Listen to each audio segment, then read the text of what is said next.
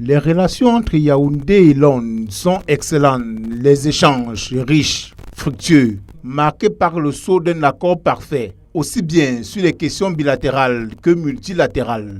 Et pour commencer, des sujets ayant trait à la santé et relatifs à l'actualité par Paul Biya et son hôte. Nous avons couvert un grand éventail de sujets.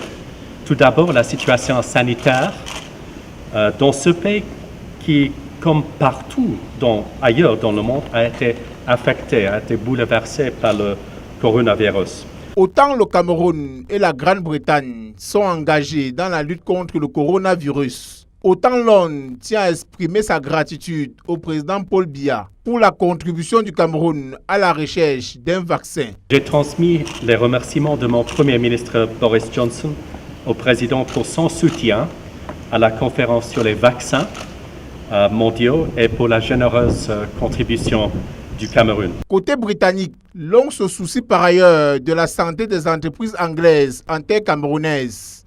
Bien normal que le président Biya et le haut commissaire britannique au Cameroun aient parlé des intérêts britanniques sur notre sol lors de cette audience d'un peu plus d'une heure au Palais de l'Unité. Nous avons parlé de l'économie et de la manière dont les entreprises britanniques peuvent aider à réaliser la vision du président pour 2030.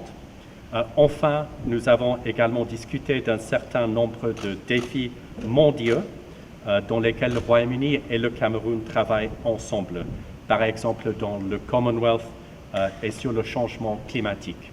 Paul Biya et son hôte se sont aussi bien souciés des enjeux mondiaux, notamment les enjeux climatiques, entre autres.